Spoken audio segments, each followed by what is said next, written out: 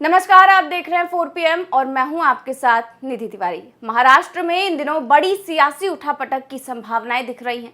एक और एनसीपी के मुखिया शरद पवार ने भाजपा को राहत पहुंचाने वाले बयान दिए हैं, तो वहीं दूसरी ओर उनके भतीजे अजीत पवार भी पीएम मोदी का गुणगान करते हुए दिखाई दे रहे हैं। अजीत पवार का रुख महाराष्ट्र के सियासी गलियारों में इन दिनों चर्चा का विषय बना हुआ है। ऐसे में कहा जा रहा है कि अजीत पवार बीजेपी में शामिल होंगे। उनके कई सारे संकेत भी हाल ही के दिनों में ऐसे ही देखने को मिल रहे हैं। आइए जानते हैं कि अजीत पवार के बारे में ऐसे क्यों कयास लगाए जा रहे हैं। सबसे पहला संकेत है कांग्रेस पर हमला। एनसीपी नेता अजीत पवार ने आज महाराष्ट्र में कांग्रेस पर बड़ा हमला किया है।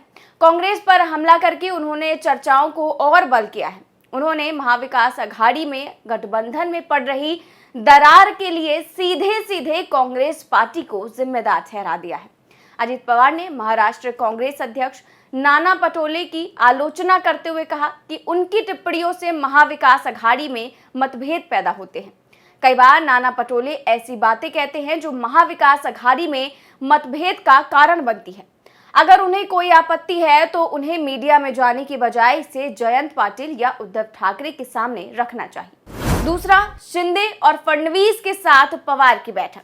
बुधवार को अजीत पवार ने मुख्यमंत्री एकनाथ शिंदे और डिप्टी सीएम देवेंद्र फडणवीस के साथ बैठक की। इस बैठक के बारे में आधिकारिक तौर पर बताया गया कि सूखा प्रभावित किसानों के मुद्दे पर चर्चा करने के लिए ये बैठक आयोजित की गई थी, मगर सियासी दिग्गजों की इस बैठक का अलग ही सियासी मतलब निकाला जा रहा है। तीसरा है ईडी की चार्जशीट में पवार का नाम ना होना। बता दें कि ईडी की ओर से महाराष्ट्र राज्य सहकारी बैंक घोटाले के संबंध में दाखिल चार्जशीट में अजीत पवार और उनकी पत्नी का नाम शामिल नहीं है। अजीत पवार और उनकी पत्नी का नाम चार्जशीट में शामिल ना होने के बाद से ही महाराष्ट्र में सियासी अटकलें तेज हो गई थी। और चौथा, शरद पवार का रुख भी भाजपा के पक्ष में दिखाई देना। दरअसल महाराष्ट्र में एनसीपी का रुख इसलिए भी चर्चा का विषय बना हुआ है क्योंकि शरद पवार ने हाल ही के दिनों में अडानी सावरकर के मुद्दे पर कांग्रेस से अलग राय रख दी थी।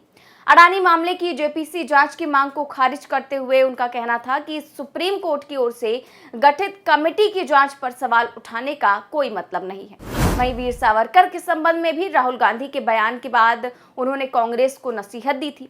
वहीं पीएम मोदी के डिग्री मामले पर भी उन्होंने कहा था कि ये कोई राष्ट्रीय मुद्दा नहीं है।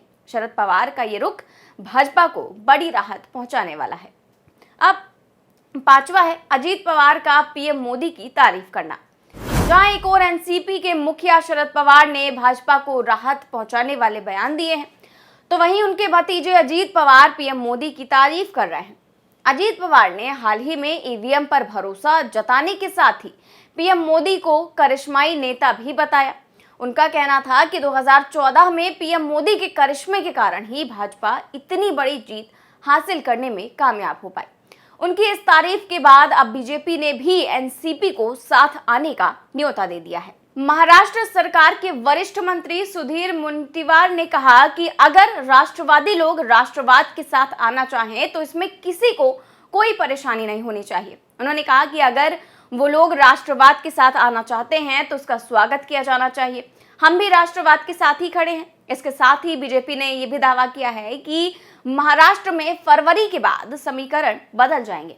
ऐसे में अजीत पवार के अगले सियासी कदम को लेकर महाराष्ट्र में अटकलबाजियों का दौर शुरू हो गया है। वैसे उद्धव ठाकरे के करीबी माने जाने वाले सांसद संजय राउत ने अजीत पवार के भाजपा के साथ जाने की किसी भी संभावना को खारिज किया है। संजय राउत ने कहा कि अजीत पवार का भविष्य राष्ट्रवादी कांग्रेस पार्टी के साथ उज्जवल है। वो भाजपा में शामिल नहीं हो सकते, इसलिए चिंता की कोई बात नहीं है। वो भाजपा ज्वाइन नहीं करेंगे, ना ही उनके गुलाम बनेंगे। हमें पवार पर पूरा भरोसा है। हमारा संबंध फेविकॉल जैसा है, इसे कोई अलग नहीं कर सकता। कांग्रेस, एनसीपी और शिवसेना का महाराष्ट्र का गठबंधन ये फेविकॉल का जोड़ है। ये न टूटेगा न झुकेगा। आज अजीत पवार ने भी कहा कि मीडिया में लोग चले जा रहे हैं, कांग्रेस की तरफ उनका इशारा था कि मीडिया में सीधे जाके लोग बयानबाजी कर रहे हैं। अगर आपस में कुछ मत, इस बारे में हम एक साथ बैठकर बात करेंगे। अब 16 तारीख को महाविकास आघाड़ी की रैली नागपुर में है। तो उससे पहले ही बात हो जाएगी। दरअसल बुधवार को मीडिया से बातचीत करते हुए राउत ने कहा कि अजीत पवार राष्ट्रवादी कांग्रेस पार्टी के वरिष्ठ नेता हैं। मुझे नहीं लगता कि वो ऐसी चीजें करेंगे और भाजपा के साथ जाएंगे। राउत ने कहा कि आने वाले दिनों में अजीत पवार और नाना पटोले से चर्चा की जाएगी। 16 मई को हमारी नागपुर में एक रैली है और उस रैली से पहले हम उनसे बात करेंगे। NCP supremo Sharad Pawar guardian हैं और हम उनके साथ हैं। कल मैंने और उद्धव ठाकरे ने शरद पवार से कई मुद्दों पर चर्चा भी की थी। अब संजय राउत भले ही इसको खारिज कर रहे हों, लेकिन एमवीए नेताओं में मतभेद और शरद पवार और अजीत पवार के बयानों के बाद एनसीपी के एनडीए में शामिल होने के कयास लगाए जा रहे हैं।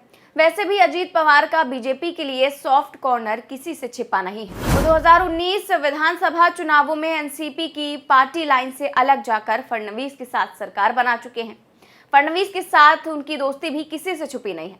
हालांकि शरद पवार के दबाव के बाद अजीत पवार को वापस लौटना पड़ा था और 72 घंटे में ही उन्होंने डिप्टी सीएम पद से इस्तीफा दे दिया था।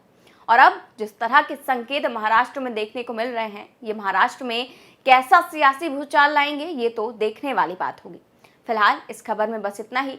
देश और दुनिया की तमाम बड़ी खबरें जानने के लिए देखते रहिए 4PM न्यूज़ नेटवर्क। नमस्कार।